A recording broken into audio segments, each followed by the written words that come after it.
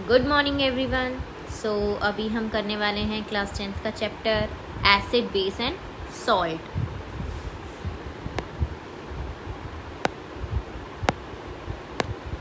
हाँ जी, तो सबसे पहले इस चैप्टर के अंदर हम देखेंगे एसिड क्या होता है, बेस क्या होते हैं, फिर आएंगे हम अपने सॉल्ट के ऊपर। ठीक है, तो सबसे पहले आज स्टार्ट करेंगे एसिड से कि व्हाट इज़ एसिड। देखिए, साइंटिस्ट था हमारे पास एक अरेनियस नाम का। तो अरेनियस ने क्या बोला कि ऐसे सब्सटेंसेस जिनको ना पानी में अगर आप डिज़ोल्व करोगे तो वो टूट जाएंगे। पानी में डिज़ोल्व करने पे जो एसिड्स है वो टूट जाएंगे और क्या देंगे, आपके H पॉजिटिव और H3O पॉजिटिव आयन देंगे।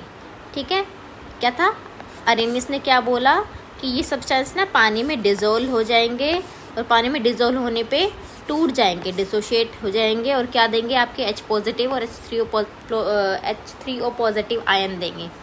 जो हमारा H3O पॉजिटिव आयन होता है उसको क्या बोलते हैं, हाइड्रोनियम आयन।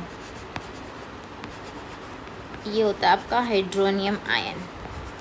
हाइड्रोनियम आयन कैसे बनता है आपका, जो H पॉजिटिव होता है जब वो वाटर के साथ कंबाइन करता है तो आपका हाइड्रोनियम आयन प्रोड्यूस करता है। ठीक है, क्योंकि H पॉजिटिव बहुत ज़्यादा स्टेबल नहीं होता तो ये ढूंढता है कि मुझे कोई मिल जाए साथ रहने के लिए, इसलिए H पॉजिटिव ये H2O इसको मिल जाता है तो ये H3O पॉजिटिव बना लेता है। ठीक है, H3O positive is hydronium ion.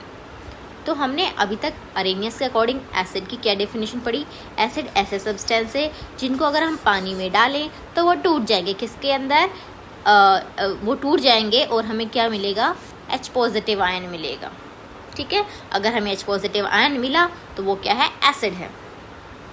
दूसरा क्या होता है, एसिड का टेस्ट ना सोर होता है और एसिड ब्लू लिटमस को रेड के अंदर कन्वर्ट कर देता है। ठीक है, ये जो दो पॉइंट है ये आप छोटी क्लासेस में पढ़ के आए हुए हैं। ठीक है, सो अभी हमने जान लिया कि एसिड क्या होता है। अब इसका क्लासिफिकेशन देखते हैं कि एसिड को हम किस किस तरीके से डिवाइड करते हैं। तो एसिड को ना सोर्स के बेस पे डिवाइड किया गया। सोर्स मतलब कहाँ से कोई एसिड मिला है उस बेस पे डिवाइड किया गया एसिड को। दूसरा उसकी स्ट्रेंथ के अकॉर्डिंग, कोई कौन ज़्यादा स्ट्रॉन्ग है कौन वीक है, इसके अकॉर्डिंग एसिड को डिवाइड किया गया है एक कैटेगरी में, है ना। और तीसरा है बेस्ड ऑन बेसिसिटी। बेसिसिटी मतलब जो एसिड ना, एसिड्स की क्या होती है, बेसिसिटी होती है। एसिड्स की बेसिसिटी होती है। बेसिसिटी का मतलब आपका H पॉजिटिव आयन, कि कितने आपके H पॉजिटिव आयन निकले हैं, तो उसको बोलेंगे उसकी बेसिसिटी। एसिड की बेसिसिटी डिपेंड करती है number of H positive ion पे।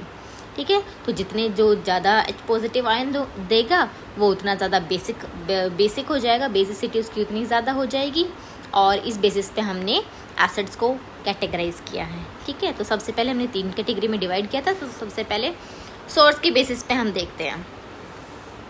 तो सोर्स के बेसिस पे ना हम 2 तरीके के हमारे पास एसिड होते हैं। एक नेचुरल एसिड होता है और उसको हम ऑर्गेनिक एसिड भी बोलते हैं। दूसरा होता है मिनरल और इनऑर्गेनिक एसिड। ठीक है, अब नेचुरल एसिड क्या होते हैं, जो हमें नेचर से मिलते हैं, जैसे कि प्लांट्स और एनिमल से मिलेंगे।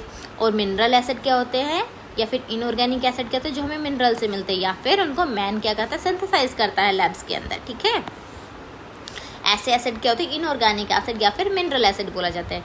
तो हम इनके एग्जाम्पल देख लें। ऑर्गेनिक एसिड की जो टेबल है वो इम्पॉर्टेंट है, हम इसको स्टार मार्क कर लेते हैं। ठीक, this table is important for exams. So tartaric acid, इसके अंदर हमने एसिड, एक तरफ एसिड लिखे हैं, दूसरी तरफ किसके अंदर मिलते हैं वो लिखे हैं। तो टार्टरिक एसिड हमारा कि इमली, टैमरिंड और ग्रेप्स के अंदर मिलता है टार्टरिक एसिड। सिट्रिक एसिड ऐसे हो गया लेमन और ऑरेंज के अंदर। ऑक्सैलिक एसिड आपका पालक में मिलता है और मैलिक एसिड आपका एप्पल में। Lactic acid in your curd, ascorbic acid in amla. आपका फॉर्मिक एसिड आंट स्टिंग में मिलता है। ठीक है, फॉर्मिक एसिड को हम मिथेनोइक एसिड भी बोलते हैं। ऐसे एसिटिक एसिड आपका मिलता है विनेगर में। एसिटिक एसिड को हम इथेनोइक एसिड भी बोलते हैं। ठीक है, तो ये टेबल आपकी इम्पॉर्टेंट थी। और ऐसे ही हम दूसरे के एग्जाम्पल देख लेते हैं। जो मिनरल एसिड हैं और इनऑर्गेनिक एसिड, उसके एग्जाम्पल आपका HCl, उसको बोलते हैं, HCl का नाम है हाइड्रोक्लोरिक एसिड, H2SO4 का सल्फ्यूरिक एसिड एंड HNO3 का नाम है नाइट्रिक एसिड। ठीक है, ऐसे ही हम दूसरे तरीके से क्लासिफाई किया है एसिड को बेस्ड ऑन देयर स्ट्रेंथ। तो स्ट्रेंथ के अकॉर्डिंग या तो स्ट्रॉन्ग एसिड होंगे या वीक होंगे। अब स्ट्रॉन्ग एसिड की डेफिनेशन क्या है? स्ट्रॉन्ग एसिड वो एसिड होते हैं जो कम्प्लीटली डिसोशिएट होते हैं पानी में जाने के बाद, ठीक है। एक्वस सॉल्यूशन के अंदर वो कम्प्लीटली डिसोशिएट होते हैं। अब कम्प्लीटली टूट जाएंगे तो जितने H+ हैं उतने दे देंगे, ठीक है। तो हाई कंसनट्रेशन H+ वो प्रोड्यूस करते हैं, ठीक है। High concentration of H+ ion produce करते हैं। जबकि वीक इसका अपोजिट होगा, ये कम्प्लीटली डिसोशिएट हुए हैं, तो वीक वाली क्या होंगे? पार्शियल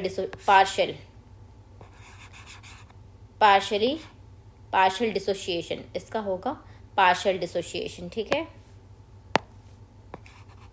हाँ, पार्शियल डिसोशिएशन होगा वीक एसिड का। इसके अंदर क्या होता है? हाई कंसंट्रेशन H+ आयन की मिलती है, यहाँ पे लो कंसंट्रेशन H+ आयन की मिलेगी, क्योंकि कम्प्लीटली टूटता ही नहीं है, धीरे धीरे करके टूटता है, इसलिए low concentration of H+ ion मिलता है पानी में जाने के बाद, ठीक है। एग्जाम्पल आपका HCl, H2SO4 और HNO3 हैं, तीनों आपके एग्जाम्पल स्ट्रॉन्ग एसिड के हैं। वीक के हो गए CS3COH आपका एसिटिक एसिड और कार्बोनिक एसिड, इसका फॉर्मूला है H2CO3, आपका फॉर्मूला है H2CO3, ठीक है। जैसे हमने HCl का देखा है, पानी में डिजोल्व होने के बाद टूटता है कम्प्लीटली, तो H+ और Cl नेगेटिव, जबकि CS3CO नेगेटिव, ये CS3COH आपका एसिटिक एसिड पानी में जाने के बाद आपका पार्शली टूटता है। ये आप इस सिंबल से दिखाएंगे पार्शली को, और कम्प्लीटली डिसोसिएशन को इस सिंबल से दिखाएंगे, ठीक है।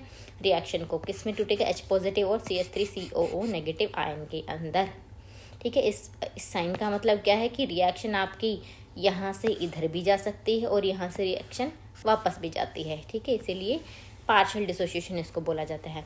तीसरा जो आपका हमने डिवाइड किया है बेसिसिटी के बेस पे, एसिड की बेसिसिटी होती है। बेसिसिटी का मतलब कि कितने रिप्लेसेबल H+ आयन आपके मिल रहे हैं उस एसिड से, उसको बोलते हैं उसकी बेसिसिटी। तो मोनो बेसिक एसिड का मतलब क्या है? मोनो मतलब एक, बेसिक का मतलब आपकी कितने नंबर ऑफ H+ आयन है, तो मोनो का मतलब एक H+ आयन होगा एसिड का, तो मतलब मोनो बेसिक एसिड का मतलब है जो एक H+ आयन प्रोड्यूस करेगा। डाई बेसिक का मतलब है जो 2 H+ आयन प्रोड्यूस करेंगे। ट्राई बेसिक एसिड का मतलब है जो 3 H+ आयन प्रोड्यूस करेंगे, ठीक है। एग्जाम्पल आपका HCl, HNO3, CS3COH, इनके अंदर सिर्फ एक ही H+ आयन में टूटता है, जबकि H2SO4, H2CO3 के इसके अंदर आपके 2 H+ आयन, इसकी वजह से ये डाई बेसिक है। यहाँ पे 3 में टूटा है तो इसकी वजह से इसका नाम ट्राई बोला, 3 डाई 2 मोनो 1, ठीक है। तो ये हो गया हमारा एसिड्स का क्लासिफिकेशन। अब बेस देखते हैं, बेस क्या होता है। जैसे हमने एसिड देखा वैसे ही अरेनियस ने बेस का भी डेफिनेशन दिया। तो अरेनियस ने क्या बोला? बेस क्या होते हैं?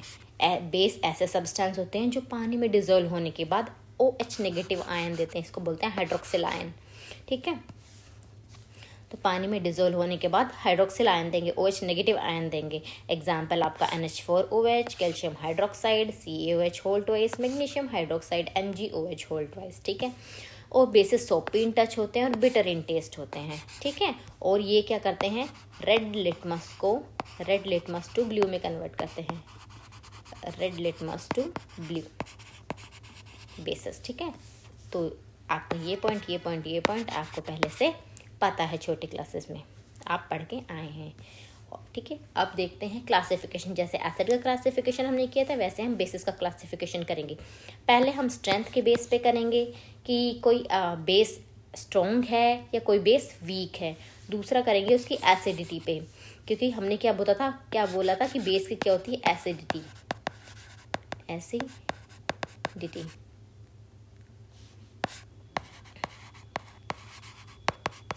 अब ठीक है। तो बेस की होती है एसिडिटी, मतलब कितने OH नेगेटिव आयन वो प्रोड्यूस करते हैं, वो होती है उसकी बेसिसिटी।